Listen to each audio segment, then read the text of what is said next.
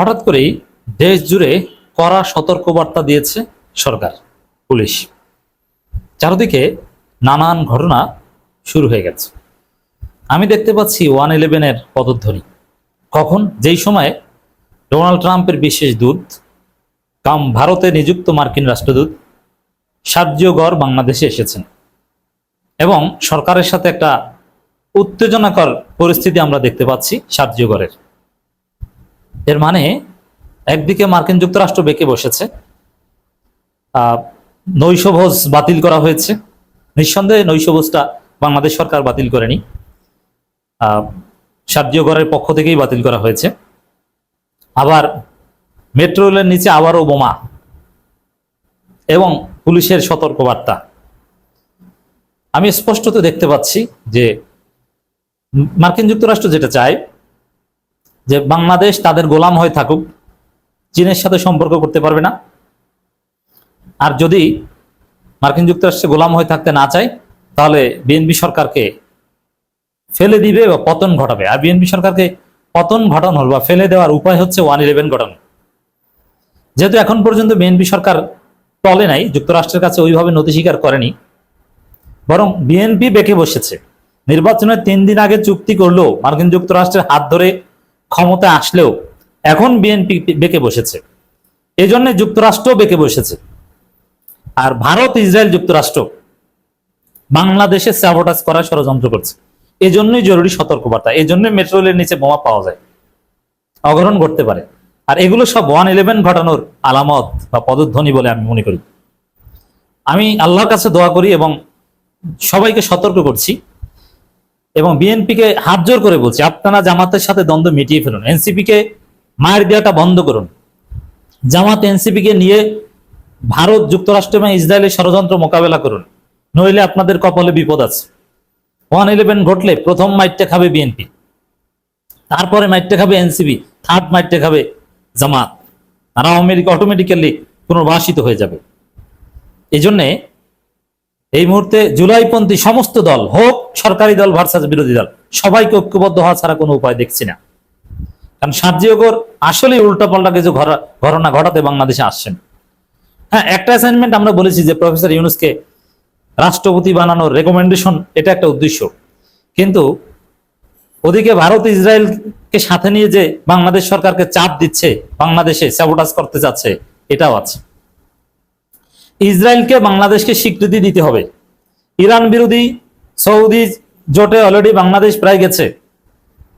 মার্কিন যুক্তরাষ্ট্র ইসরায়েলকে স্বীকৃতি দিতে চাপ দিচ্ছে বাংলাদেশকে। আর এটা যদি দেয় তাহলে বাংলাদেশে তো এমনিতেই আর একটা গণঅভ্যুত্থান ঘটবে, তারেক রহমানের ক্ষমতা ছাড়বে। বা এটা কি সম্ভব? যেখানে পাসপোর্ট থেকে এক্সেপ্ট ইসরায়েল শব্দটা অলরেডি বাদ দেওয়া হয়েছে, সেখানে ইসরায়েলকে স্বীকৃতি দিতে যদি কেউ চাপ দেয়, তাদের সাথে সম্পর্ক স্বাভাবিক থাকবে না? থাকবে না। তো সবগুলো একত্র করলে পরিস্থিতি ভালো না, আলামত ভালো না। দর্শক, দেশব্যাপী পুলিশের ব্যবহৃত যানবাহনকে লক্ষ্য করে সম্ভাব্য নাশকতার আশঙ্কার সর্বোচ্চ সতর্কতা জারি করেছে পুলিশ সদর দপ্তর। এখন পুলিশের যানবাহনকে লক্ষ্য করে নাশকতা করবে কারা? উগ্রবাদীরা। আর উগ্রবাদীদেরকে উস্কে দিচ্ছে বা উগ্রবাদী কারা? জঙ্গি কারা? জঙ্গি হচ্ছে সব ভারত এবং ইসরায়েলের দালাল। মজার বিষয়, এক জঙ্গি গোষ্ঠী ছিল আইএস, মনে আছে? আইএস। এরা সারা পৃথিবীর মুসলিম দেশে হামলা করতে যায়, কিন্তু ইসরায়েলের কিছু করে না। ইসরায়েলের সাথে এদের কোনো ঝামেলা নেই। এগুলো সব ইসরায়েলের সৃষ্টি। বাংলাদেশে যত জঙ্গি গোষ্ঠী আছে বা ছিল অতীতে, এগুলো সব ভারতের দালাল, রয়ের সৃষ্টি। ভারত থেকে তারা ট্রেনিং নেয়। বাংলাদেশের জঙ্গিরা পাকিস্তানে যুদ্ধ করতে যায়, ভারতের সীমান্ত ব্যবহার করে এবং ভারত তাদেরকে জায়গা দেয়। এগুলো সব ভারতের দালাল। ওই ভারত তাদের উগ্রবাদীদেরকে এখন কাজে লাগাচ্ছে।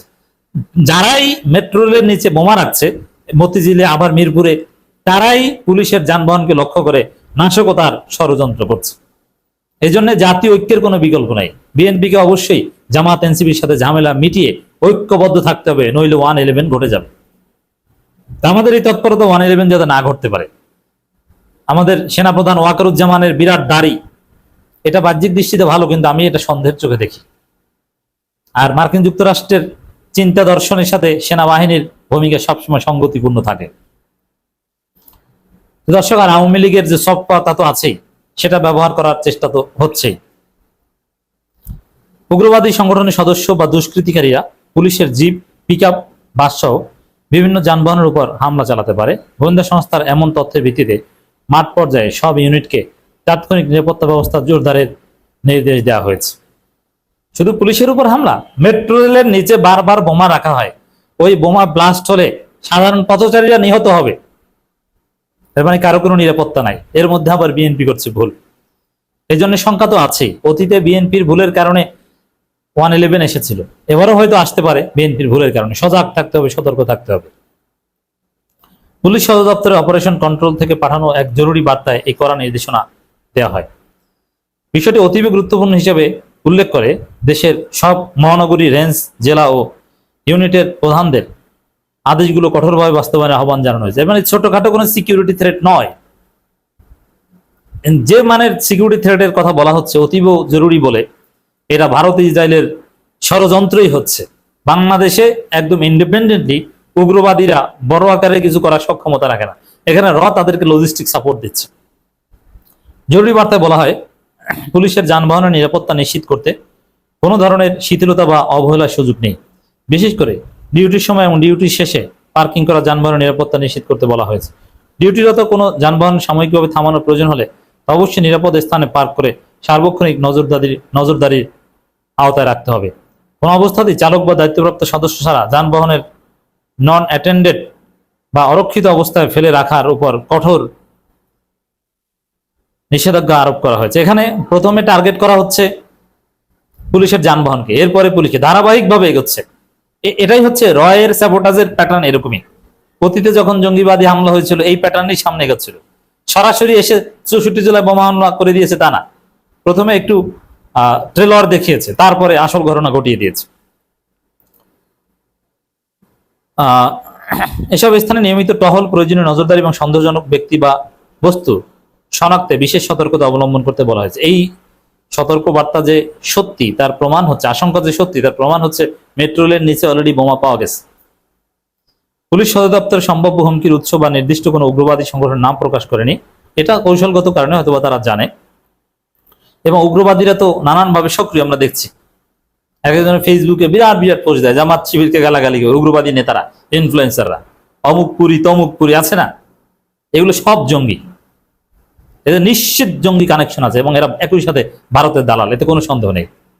আবার জামাতকে পাকিস্তান বন্দী বলে গালি দেয় এই জঙ্গি গোষ্ঠী। নিরাপত্তা সংক্রান্ত নির্দেশনা বিষয়ে এআইজির media and PR HM Sadat Hossain জানান, পুলিশের যানবাহন ও পুলিশ সদস্যের নিরাপত্তা নিশ্চিত রাখতে মাঝে মধ্যে বিভিন্ন নির্দেশনা দেওয়া হয়ে থাকে, তারই একটি অংশ।